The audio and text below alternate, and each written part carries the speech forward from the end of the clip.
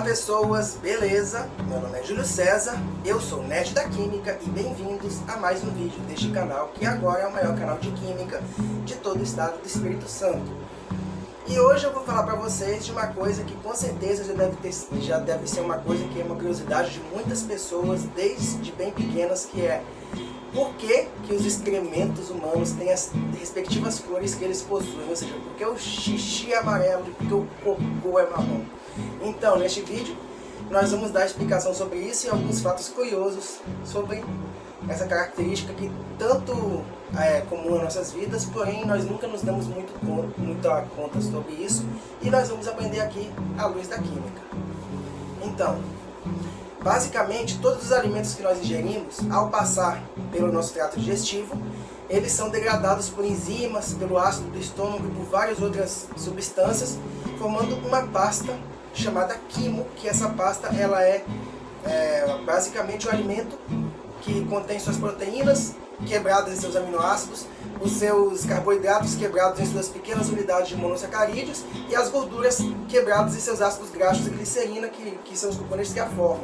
Ou seja, depois de triturado mecanicamente pela boca, onde também ele sofre a ação da enzima amilase salivar, que irá fazer a quebra do amido produzindo glicose, o alimento já triturado ele vai para o estômago, onde uma enzima chamada tripsina, em um meio fortemente ácido contendo o ácido clorídrico, irá degradar as proteínas que formam os alimentos, produzindo aminoácidos. Então, depois disso, o alimento vai encaminhar-se para o intestino delgado, formando uma pasta esbranquiçada que contém basicamente monossacarídeos, aminoácidos e alguns lipídios, que é chamada de quimo. E essa pasta, então, o organismo irá absorver os nutrientes, gerando apenas uma pasta úmida que contém os resíduos não digeridos, que então irão passar pelo intestino delgado, pelo intestino grosso, irá ser absorvida a água e outros nutrientes que ainda contém, até produzir uma pasta que também vai ser incorporada com várias bactérias presentes no intestino, que será o cocô. Depois de todo esse processo de degradação da digestão, o que sobra é uma pasta de cor cinzenta, que seriam então eliminadas como se fossem as fezes. Porém, o que nós observamos é que as fezes não são cinzentas, elas têm uma cor entre amarelo e marrom. Aí a pergunta que muitas pessoas se fazem é: de onde vem essa cor, se o alimento deveria ser cinzento após todo o processo? E aliás, voltando também ao assunto da urina, basicamente a urina é formada quando o nosso corpo elimina várias substâncias que não são úteis no nosso corpo: excesso de água, sais, excretas hidrogenados, são amônia, ureia e ácido úrico, principalmente a ureia, e algumas outras substâncias, restos de medicamentos que foram processados no nosso corpo, e etc, e vários outros. Porém, basicamente, esses compostos eles são incolores, então eles não deveriam ter cor nenhuma, e por isso a urina deveria ser igual à água, ou seja, deveria não ter cor. Porém, o que nós observamos é uma cor amarela característica, e que também é atribuída a um pigmento que... De onde vem? Esclarecendo aqui, nós vamos explicar de onde vêm esses pigmentos que dão a cor à urina e às fezes, pois é uma coisa que muitas pessoas não sabem e que pode ser surpreendente. Esses pigmentos, eles são originados do sangue da pessoa, ou seja, são pigmentos que vêm do sangue, pela degradação do sangue dentro do nosso corpo. Mas espera aí, como assim? Basicamente o que acontece é que dentro do nosso corpo nós temos o sangue, e o sangue contém os glóbulos vermelhos, que contêm hemoglobina e são responsáveis por transportar o oxigênio, e tem os glóbulos brancos, que são células de defesa, e tem as plaquetas, que são pequenos pedaços de célula responsáveis por fazer a coagulação do sangue no caso de haver algum vazamento ou algum ferimento, essencial na cicatrização. Os glóbulos vermelhos, eles são células que são abarrotadas de um pigmento proteico que contém um complexo de ferro chamado hemoglobina, que é a substância responsável pela cor vermelha do sangue. Os glóbulos vermelhos, eles são produzidos por células da medula óssea chamadas eritroblastos, e durante o processo de maturação, ou seja, da produção dos glóbulos vermelhos, eles perdem o núcleo da célula, que contém o seu DNA, e perde também as mitocôndrias, que são a parte da célula responsável pela respiração. Ou seja, o glóbulo vermelho é a única célula do nosso corpo que não possui núcleo e que não respira. O que é meio irônico é que ele transporta o oxigênio, mas ele não respira. Porque afinal, se ele respirasse, ele ia consumir o próprio oxigênio que ele absorveu, então não ia servir de nada para o nosso corpo. Então essas células elas se resumem a pequenos pacotes abarrotados de hemoglobina, e a hemoglobina é uma proteína que contém um complexo de ferro responsável pela ligação ao oxigênio. Então, os glóbulos vermelhos eles têm um prazo de validade de entre 90 e 120 dias, ou seja, entre 3 a 4 meses dentro do nosso corpo, o que significa que eles envelhecem, perdem sua função ou seja, eles vencem a validade, eles têm um prazo de validade relativamente curto. Então o nosso corpo está constantemente produzindo novos glóbulos vermelhos e destruindo para reciclar os componentes dos glóbulos vermelhos antigos, porque conforme eles vão sendo utilizados, como o glóbulo vermelho não possui núcleo, DNA, ele não pode se reconstruir no caso de sofrer danos, ou seja, à medida que o glóbulo vermelho ele vai sofrendo dano de estresse oxidativo, perda de membrana, essas coisas, ele não tem como se consertar sozinho, porque ele não possui o núcleo para sintetizar, para consertar as proteínas que foram danificadas por processos como glicosilação, que ocorre quando o açúcar do sangue reage com as proteínas, e também esse processo de estresse oxidativo, quando radicais livres presentes no corpo começam a atacar as estruturas da célula e danificar. Como o glóbulo vermelho não pode se consertar, com o tempo ele se torna inútil, e por isso o nosso corpo tem que eliminar esses glóbulos vermelhos. Em alguns órgãos como o fígado e o baço, o sangue ele é filtrado, coletado, e os glóbulos vermelhos antigos, chamados de glóbulos vermelhos senescentes, eles são destruídos por alguns glóbulos brancos, e seus componentes são então desmontados para ser reciclados para fazer novos glóbulos vermelhos.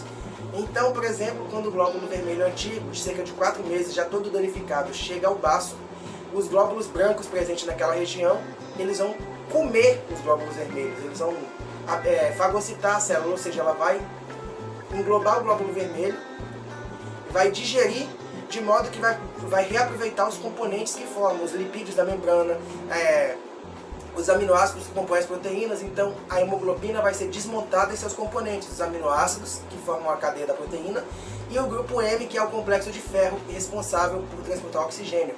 Mas aí existe um problema, porque o grupo M, que é o grupo essencial da hemoglobina, é justamente a parte mais difícil de desmontar. O nosso corpo não tem mecanismo para pegar o grupo M intacto de uma molécula de hemoglobina velha e reaproveitar ele para montar uma molécula de hemoglobina nova. Ainda mais porque em alguns casos o próprio grupo M pode estar danificado pelos radicais livres ou estresse oxidativo. Então, como nós não temos mecanismo para reaproveitar um M ou consertar a molécula que já está deteriorada, o nosso corpo simplesmente vai apenas aproveitar o ferro que está ligado no M, e o resto da estrutura é descartada para o nosso corpo eliminar. Porém, o ferro está muito firmemente preso no complexo do M e ele não sai. Então, o único jeito de tirar o ferro dali é abrindo o anel do M, ou seja, você quebra o anel, arrebenta o anel. Então, eles vão abrir o anel do M através da oxidação, usando algumas enzimas que elas vão quebrar uma parte do anel para liberar o átomo de ferro presente. O átomo de ferro ele vai ficar mais fracamente ligado, então ele vai ser removido. E então esse grupo M quebrado sem o ferro vai se transformar numa substância chamada biliverdina, que possui uma cor verde. E aliás, essa é a mesma substância responsável pela cor esverdeada de alguns hematomas antigos, e também a cor dos ovos azuis das galinhas, algumas galinhas e aves que põem ovos azuis. Então, a biliverdina é um tanto tóxica, então o nosso corpo irá reduzir a biliverdina, que é um pigmento verde azulado, a um outro pigmento de cor amarelo-ouro chamado bilirrubina. E esse pigmento, então, irá para a corrente sanguínea, ele será jogado na corrente sanguínea e será transportado até o fígado, que então irá capturar a bilirrubina, ligar ela a uma molécula de açúcar, no caso glicose, formando um glicosídeo de bilirrubina, e irá pegar essa bilirrubina e lançar ela pela vesícula biliar, daí que vem o nome, no intestino, irá lançar no intestino, para que ela pudesse ser eliminada pelas fezes e assim se livrar do resto do M inútil que o nosso corpo precisa descartar. Porém, o nosso corpo tem uma pequena falha, porque o intestino delgado não sabe diferenciar nutrientes da bilirrubina descartada, então ele vai reabsorver de volta a bilirrubina. E aí a bilirrubina cai na corrente sanguínea, onde será levada até o fígado, que irá recolher ela e jogar no intestino, e ela irá percorrer o intestino e será absorvida novamente, cair no sangue, voltar para o fígado num loop infinito, ou seja, o nosso corpo tem um pequeno bug que não deixa ele se livrar adequadamente da bilirrubina. Ou seja, nós ficaríamos com a bilirrubina no corpo para sempre, se não fossem as bactérias da flora intestinal, que são nossas heroínas e por isso elas são bem importantes. Além de vários outros benefícios, essas bactérias elas se alimentam basicamente daquilo que o nosso intestino não consegue absorver. A celulose presente nas plantas, algumas proteínas mais difíceis de digerir, são os alimentos para essas bactérias poderem crescer. Então elas conseguem quebrar alguns desses alimentos que o nosso corpo não consegue absorver, e se alimentar e crescer a partir desses alimentos, e às vezes elas mesmas podem nos funcionar como alimento, porque a bactéria pode morrer, o nosso corpo pode absorver os nutrientes dela. Mas aqui a bactéria consegue fazer uma coisa bem interessante, que é aproveitar a bilirrubina que foi lançada no intestino. Então, as bactérias elas metabolizam a bilirrubina e transformam ela numa substância incolor chamada urobilinogênio. Essa substância ela é uma forma reduzida da bilirrubina, que tem uma cor incolor, que é o produto formado quando as bactérias metabolizam essa bilirrubina. Esse urobilinogênio ele vai seguir dois caminhos. Um, ele vai ser reabsorvido pelo sangue como se fosse bilirrubina, e o outro, ele vai continuar na matéria que vai formar as fezes, onde ele vai sofrer uma nova ação de outros tipos de bactéria. Vamos para o primeiro caso. Quando o urobilinogênio cai na corrente sanguínea, ele vai percorrer o nosso sangue até chegar nos rins. Os rins sabem reconhecer essa substância, então nos rins o urobilinogênio ele será oxidado a uma substância amarela chamada urobilina, que então será descartada. Ou seja, os nossos rins eles têm um mecanismo para achar essa substância no sangue e poder excretar ela, ou seja, jogá-la para fora do nosso corpo. Os rins eles vão pegar o urobilinogênio, oxidar a bilirrubina, que é incolor, oxidá-lo, a urobilina, que é amarela, e então irá filtrar essa substância do sangue e jogar ela na urina, e assim nós eliminamos uma parte do grupo M velho do nosso corpo, dessa forma, pela urina, formando um pigmento amarelo chamado urobilina. A outra parte vai continuar no intestino grosso, onde vai sofrer a ação de outras bactérias. Elas irão pegar esse urobilinogênio e oxidar de outra forma, formando um outro pigmento de cor marrom chamado estercobilina. Esse pigmento ele não é reabsorvido pelo sangue, então ele irá continuar naquela massa que está formando as fezes, e então nosso corpo vai eliminar essa estercobilina junto com a massa, e por isso, como ela tem uma cor marrom, o cocô possui essa cor marrom. Ou seja, basicamente, falando aqui, os pigmentos que dão a cor ao xixi e ao cocô vêm do sangue. Eles são o pigmento do sangue que foi metabolizado para ser eliminado depois que se tornou inútil ao nosso corpo. Porque os glóbulos vermelhos eles têm prazo de validade e infelizmente o nosso corpo não sabe aproveitar a cadeia lateral do grupo M, e ele aproveita apenas o ferro e descarta o resto. E por isso nós temos esses pigmentos nos nossos excrementos que têm essas cores. Então espero que vocês tenham gostado desse assunto bem interessante, apesar de ser um tema um pouco nojento. Peço a vocês que deem um like, que deixem seu like nesses vídeos, apoie bastante o nosso canal para que ele possa levar mais conhecimentos científicos interessantes ao mundo. Inscreva-se no meu canal, me dê uma força para que eu possa receber monetização, porque eu ainda não recebi. Ajuda a levar ciência a outras pessoas, principalmente nesse tempo de pandemia, onde infelizmente os estudos estão paralisados. Desejo para vocês boa sorte nesses estudos. Para quem fez o Enem, tomara que vocês tenham acertado a prova e tenham se dado bem. Agradeço bastante a atenção de vocês. Peço também que vocês acessem o meu site, que se chama o Nerd da Química, e também a minha página no Facebook, que tem o mesmo nome, que também se chama o Nerd da Química. E também acessem o site muito interessante, que é o Projeto Show de Química, que é um projeto itinerante de apresentação de oficinas químicas, que é bem completo e bem interessante e tem experiências químicas extraordinárias para quem gosta. Vocês também podem comprar um livro desse projeto Show de Química, que mostra como fazer mais de 160 experiências químicas com efeito visual extraordinário.